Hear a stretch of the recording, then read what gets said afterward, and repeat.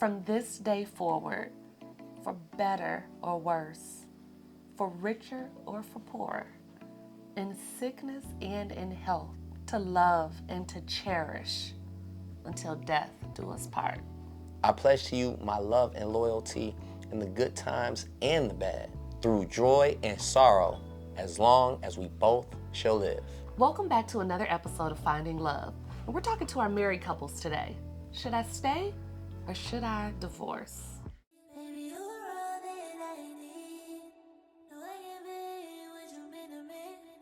Make me feel complete. Is OD, you got me, is OD. Baby, you're all that I need. No one can be what you mean to me. Boy, I know you need this. So in our last episode, so much of it was about, should I leave or should I stay in a relationship? And we got a lot of feedback from our married couples that said, hold on. Those are early on dating relationships. But what about me? Yeah. What about married couples? I'm trying to decide the same thing in marriage. And so we decided that we wanted to dedicate this episode to all of our married couples that are struggling and trying to decide if I should stay and turn it around into a thriving marriage, or is it time for me to leave and divorce my partner?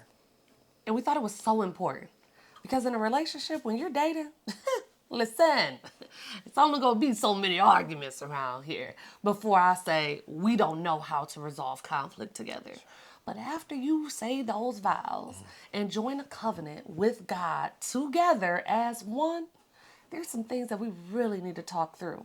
And marriage is not for everybody, okay? And every married couple shouldn't stay. Yeah. But have you done the work? Have you asked the questions? Have you really tried? Yeah. We need to get to it. And one of the first things that I have to address is that today's culture has added so much to the de-evolution of marriage, Yes. right? Yes. Where I almost feel like everybody's trying to catch a vibe about marriage, or they're trying to use marriage as a destination. I'll even go a step further and say marriage can also be like trying on clothes, right? You go pick up a shirt, you go pick up some pants, and then you make a decision on, I don't even want it anymore. Yeah. And you can just return it and just step back out here into the dating pool as if none of that was a commitment and we didn't even make vows. Yeah. Just erase them off your page. Yeah. Say no more family photos and it's over. And the thing is, it has been trending with our age group too. I remember feeling the pressures in my 20s when I just kind of wanted to hang out to have the big Instagram wedding. Yeah. Right? Yeah. That was the trend. It was the pressure. And now most of those are ended in divorce. Yeah. Right? Then when you get to your 30s, it's like now that biological clock is ticking and you have to hurry up, and a lot more people are dating for a shorter amount of time, right? That's right. And then you get to your 40s and it seems like either you're saying, maybe I'm good on my own. Maybe I'm just gonna focus on me. I never did like kids, or, whatever the case may be. And it's trending that way through the age groups, and social media and all of the things that we see in this world are just perpetuating this crazy thought of I'm better by myself. Yeah.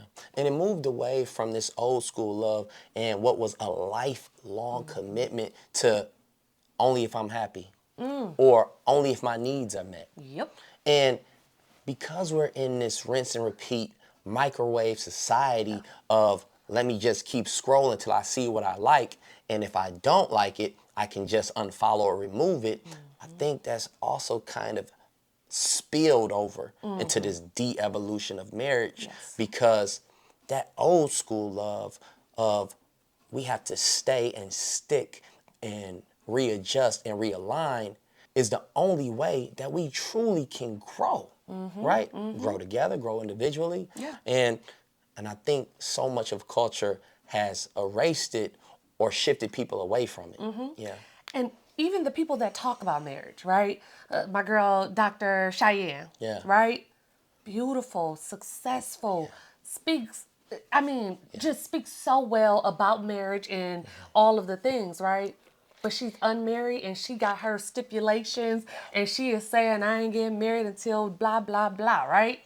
And one of them being that she doesn't want to date a man with children, right? So we see that and we get to thinking in our heads that we could do it too. True. Well, Dr. Shy, yeah, she waiting on Mr. Right, and look how fine and successful she is. You know what I'm saying? So it's like, if you're not a part of the culture that's looking at marriage like a sham or just something to do, you're a part of this culture of seeing someone like this very beautiful, successful woman say that I'm not doing it until I get there, right? Get all of these bullet points, right? And I think the culmination of the two viewpoints is what we are seeing regularly. Yeah. I mean, it's just tossed at us in so many different ways. And you start to believe that I could do this on my own. That's right. You know, I'm successful. I don't have to stay with this person for any financial reasons, or, you know, I make my own self happy with my self-care routine. I don't need him to make me happy or whatever, right? And you start to get away from your vows. Because guess what? It's not in those vows. I'm going to make you happy at every stage of your life, during every day of every hour. That's not in them vows, okay? Right. Happiness and joy have to come within. Unhappy people who ain't got no source of joy outside of what they thought their spouse provided in the beginning, will never be satisfied. That's right. You have to change you. You have to look at what's happening in me where I'm not a happy person. That's right. Where everything is bothering me.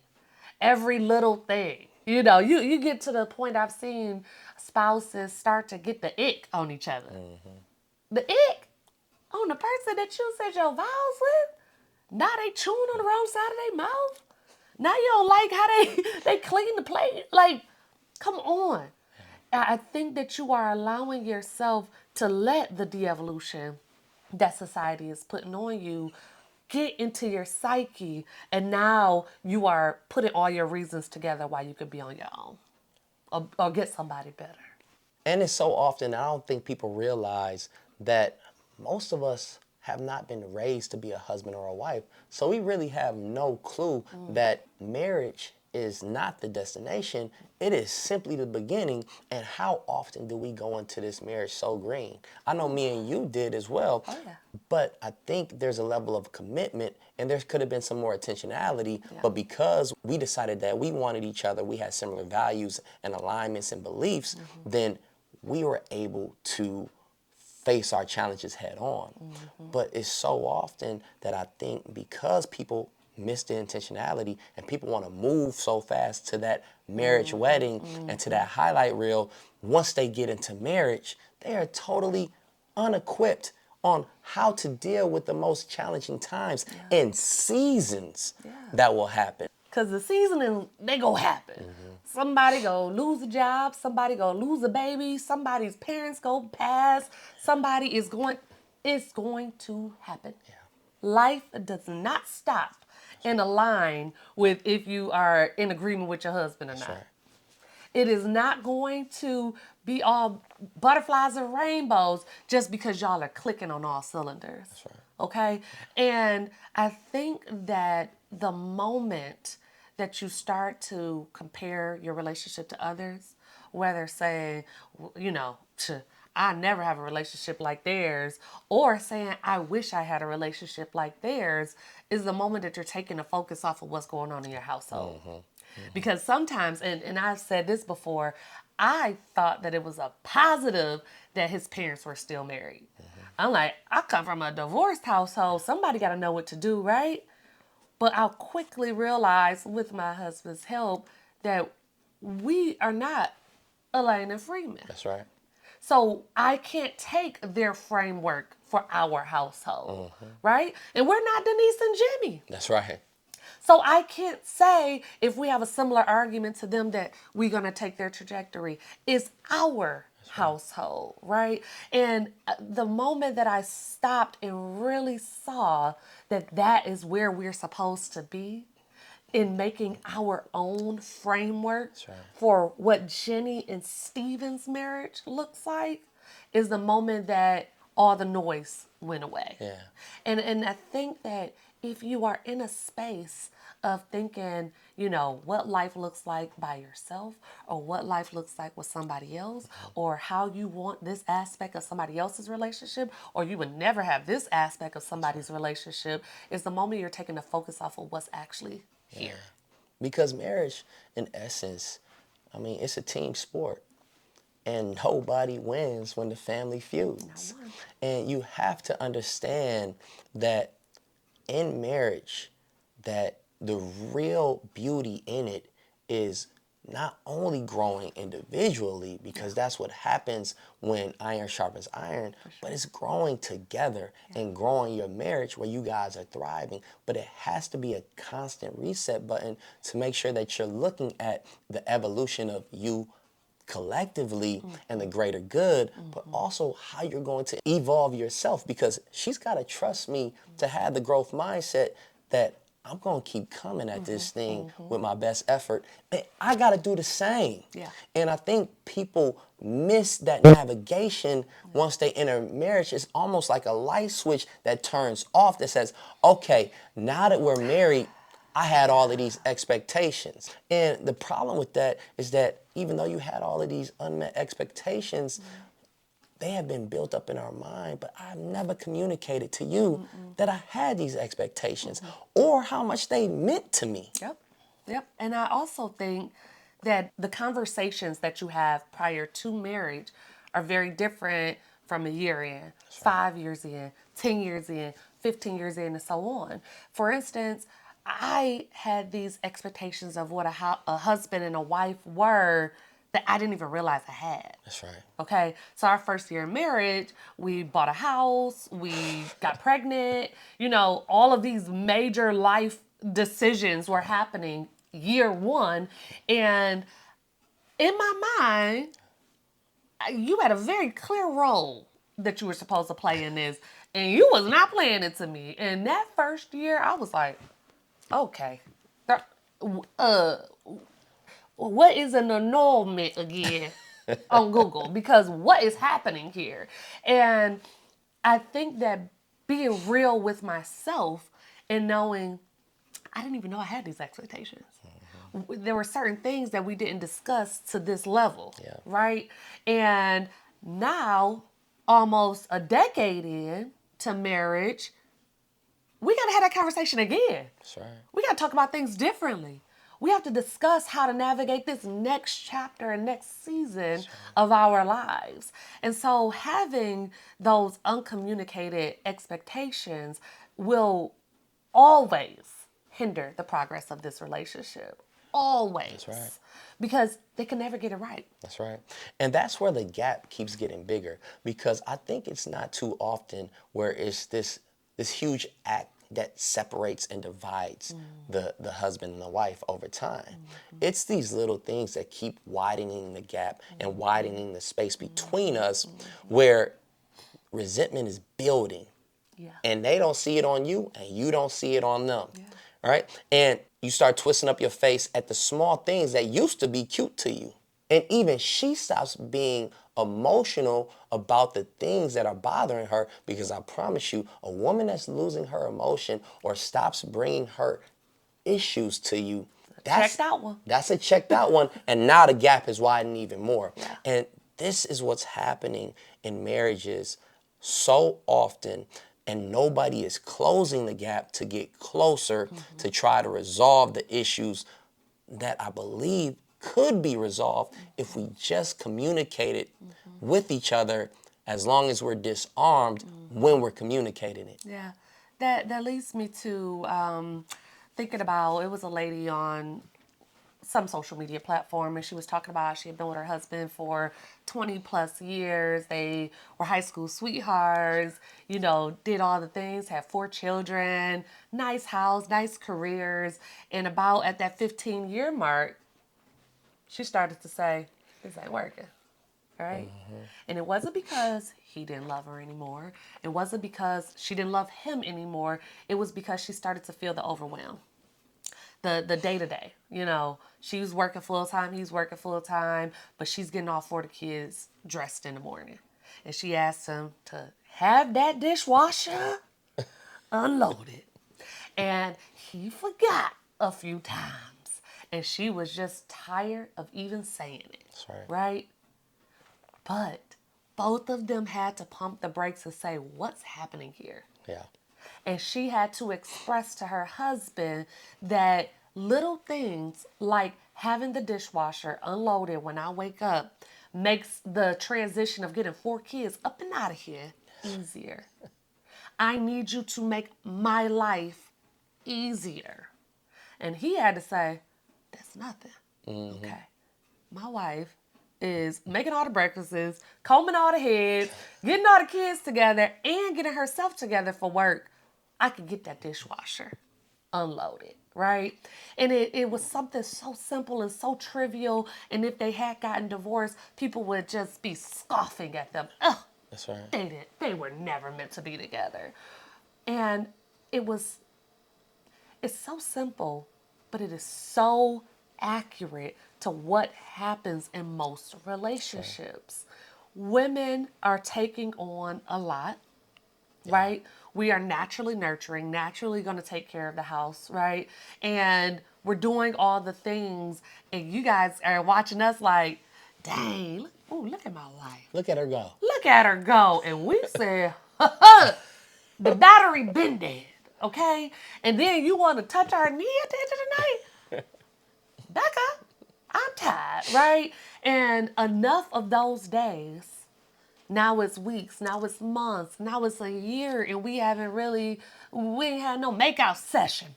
We ain't had no sex. Yeah. No hugs. Yeah. They say it takes 20 seconds of a hug to release oxytocin. You ain't touched because I am in disbelief that you can't help me, that you don't know where to help me, right? That's right. But that goes back to that communication piece. Men probably need to hear about 4 or 5 times. But they also need to understand it. You can't just say, get the dishwasher unloaded, get the dishwasher unloaded, get the dishwasher unloaded, because ain't even that many dishes in there. Why you can't? I forgot. But if you say, that will make my life easier, I could get out of the house with your 4 kids a little faster. Yeah.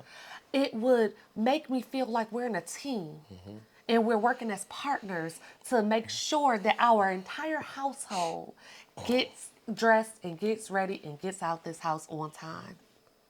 Now, he can start processing, okay, all right, she got her routine, she doing what she got to do. All I got to do That's right. is unload the dishwasher. And I think in having those conversations and seeing that your spouse is even trying to hear you, even if it's not their first time, it gives you a little bit more peace that we're in this together. That's right. But you got to have the conversation. And what was important with her was that she communicated what she needed, because as a husband, any good husband would do, he said, just tell me what you want and I'll do it, okay? But what she also operated in was with a ton of grace, because she made it very clear that he missed it a couple times. Yeah. But with a few reminders that we do need sometimes, wives, us husbands need them, he stepped up and he was able to truly understand how important that was to his wife. And now, 20 years later, they're in a thriving relationship, or better yet, a thriving marriage. And so that moves us on to our next question. In your marriage, are you competing with each other or are you serving each other? And I think that's where so many people miss the mark, because people do not understand, and spouses do not understand, that marriage is a place of service to one another, right? Yes. I need to wake up every day and I need to say, how can I outlove her today? How can I make her smile, right?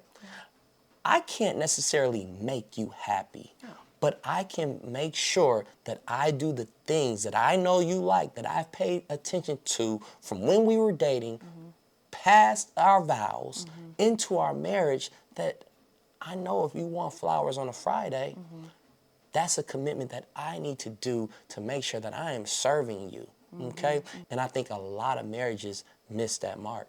And also that goes to that scorecard, right? All right. I got 4 kids dressed. I make $10,000 more. Okay, that's going on the card. I did all of these things, and he did not unload the dishwasher. What I have learned so often is that the person keeping score will never allow the other person to win, number one. That's right. And number two, they're so focused on what the other person is not doing and what they are doing that they forget to see, but did I love him properly? Did I show up for him the way that he needed? Did I do the things that he needs to be loved on? Because you might be in the negative on his stuff. Okay? And they also are not focusing on all the things that he did do, right? Maybe he is making sure that he's prepared for a meeting so that he could get home a little earlier today, so that he doesn't have to work late, so that he can make sure he makes it to dinner. You don't know because you're not communicating, because you're too busy on that scorecard. That's right. Get rid of the scorecard.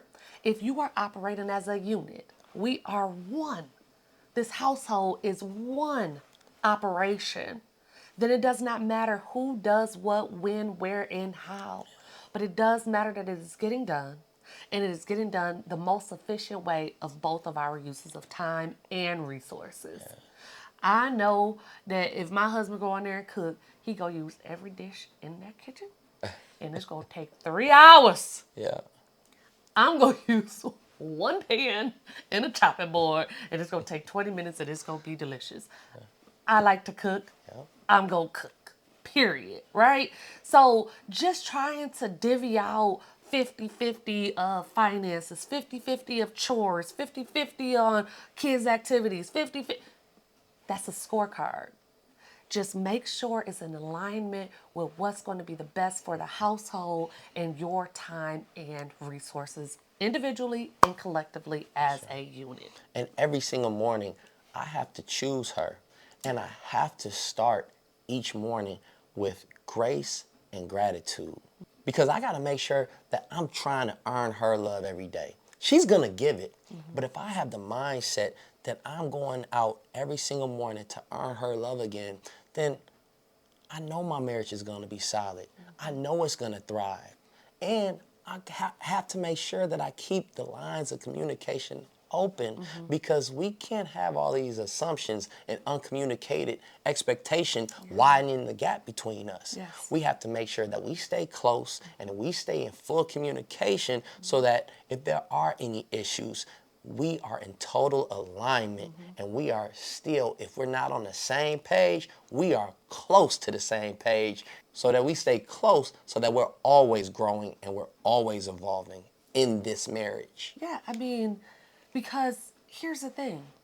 The more you keep taking on all the responsibilities, women, right? The more you keep doing unloading that dishwasher, the more he's like, dang, she got this. Yeah. And the more you're doing this, getting further and further away from your spouse, you are saying, whoa, I got enough money to make it on my own. Yeah.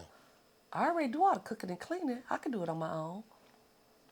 The kids, 1 week on, 1 week off. Sounds a little cool to me right now. You start to operate in a space of, how do I function on my own? Yes, and we are so resilient, right? We will adapt to this new level or new world that we are living in, right? And if that involves no communication, no expectations from our spouse, it makes it easy to think about divorce. That's right. Because why would I be here with your little funky butt and your drawers on the floor and you still try to touch my dick, you ain't even unloaded that dishwasher, when I could be by myself with my children, being a mama bear and loving on my babies all by myself. Yep. But that's because we allow all of this time to go by. Yeah. And it's because I'm I'm exhausted. Yeah. I'm tired. I can't tell you again what I need. I told you to unload the dishwasher, right? Yeah. And you are saying, I definitely can't tell her what I need because she's too busy telling me what she needs, and I don't want no more conflict. So now we're at a space where I done shut down. Yeah. And as a woman, us shutting down, That's right. it's not the greatest. A quiet wife is a scary wife. Yep. And that vision that she was speaking to of the mama bear and her kids over here, I promise you, the vision that you think you're going to have upon divorce, it is not going to go like that. You think you have unmet expectations now? You think you have uncommunicated expectations now? Everything that you picture is going to be better. I promise you it's not going to be the way you think it's going to be. And that leads me to the next question is, what is divorce going to solve for you? Just like you had a picture of what you thought your wedding was going to be and your marriage was going to be, I'm sure it didn't go the way you wanted, and that's the reason you want a divorce. Yeah. That's the same thing about your divorce. You think you have a vision of what's going to be better on the other side, and I promise it's not going to go that way, especially if you have kids, especially if you guys have money tied up, especially if you think there's some level of reciprocity, or even if it's minimal. So often in divorce, things become vengeful, things become angry, spouses become enemies. So don't necessarily think that just because dad takes your son to sports on Saturday, it's always going to happen like that. Okay? And so you have to ask yourself, what is divorce going to solve for me? And what is it going to make better, right? Yeah. Because one of the biggest things, especially when you have children, is that they become collateral damage. And if you are not leaving for some super big reason like chronic infidelity or stealing your money, gambling it away, or beating you down, okay? That's right. Your children are collateral damage. That's right. And it's you don't know how it's going to affect them until you do. right. Now here's the thing. You say, well, I don't want my children seeing us in a household without love, right? And I want this to be the first example of what love looks like. Yep. And that example may not be to your standard right now, but has your children saw you love properly? Because guess what? The children are not going to say they were never loving each other correctly. They're going to say, well, mom was always trying with dad, loving on him, trying to fix his plate, trying to ask him how his day went, trying to make sure that we sat down as a family. And he was the one going and eating in the den, or he was the one that wouldn't respond, or he was the one. They are going to see That's right. who put that work in. And guess what? They're going to be seeing it from their eyeballs. That's right. So from their 3-year-old eyes, their 6-year-old eyes, their 15-year-old eyes, That's right. they're not going to see what's happening in the background, the arguments that happen in the background, the distrust or whatever that happened in the background. They're going to see what's in front of them. Are you presenting yourself as a person that you want your kids to emulate in the future? And if the answer is no, That's right. you are a part of the problem. And the solution is never to dissolve this with that disbelief in your children's eyes, that disbelief that you didn't put anything into this relationship. I remember when my parents officially got divorced, which was many years after they but my sister was like, oh, we have to get our parents back together. Let's do a dinner. Let's try to get them together. I was like, they ain't never looked good and happy to me. I think this is good, you know. Right. And that's just two perspectives of two little girls who were 15 months apart, so about the same age, seeing what was happening in this household. And because of that, I had to break all type of childhood trauma in order to show up as a wife in this marriage. And I believe in some ways, My sister and I are still working through that as adults because of what we saw. So there is no amicable way to say, mommy and daddy are in the same household and life is great, and now we're not. Right. Wow. Yeah. And we would never have anybody stay in a relationship just for the kids or just for the spouse. But we do want to make sure that you remember what your vows were and that you have a full understanding of your role in this marriage. And ask yourself, have you given everything you could to giving your best effort, giving grace, giving gratitude to your spouse before you hit the nuclear button and blow up your entire divorce? That's all we want to make sure that you're doing. And I want to make sure that you ask yourself some of these questions, because I think a lot of the time people do not think this decision all the way through. And it's important to just have this last piece. Statistically, the people that are in power, the people that are in leadership, the people that everyone trusts and believes in are married. Statistically, men who have a wife live longer. That's right. Statistically, married couples have more money. And the Bible says, he who finds a wife finds a good thing and then finds favor in the Lord, right? It is so many aspects of life that benefit from marriage. It is worth giving more than a few arguments, giving more than a couple reminders, giving more than, even a year. Giving a year. Oh, I gave a whole year of my life to trying to fix this thing. It is a team effort, so you do need both parties involved. It is not one-sided. It cannot be one-sided. But has your one side been everything and done everything for your spouse? And I want to leave you with just a few questions before you make your final decision on if you should leave or if you should divorce. Ask yourself these questions about your spouse. Do they love me? Do they want me? Are they making an effort in this relationship? And finally, do I have unmet expectations or do I have uncommunicated expectations? And the way you know this is that, have I communicated these expectations with a tone of grace and gratitude while expressing the level of importance that it holds in my heart? And if you ask yourself those questions, I think you will find your answer. We got a toast. I need a little wine after this.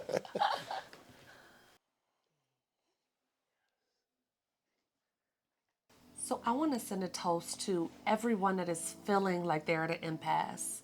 The people who are conflict resolutioned out. I'm tired of talking. I'm ready to be done. But this resonated with you at least a little bit. We are in prayer for you. We love you. That person did at some point love you enough to enter a covenant with you. Don't give up. Don't give up before expressing yourself 100%. Don't give up before you have loved on them in a way that should be reciprocated. Don't give up until you have exhausted all of the possibilities of what life outside of here really will look like. It is something to be said about the person that has the power and strength to work it out and strengthen their relationship from within. Marriage is a covenant. Marriage is dope. Marriage is a power play and a financial booster. Don't throw it all away just because you're tired or overwhelmed or not feeling happy right now. You got this. Cheers. Cheers.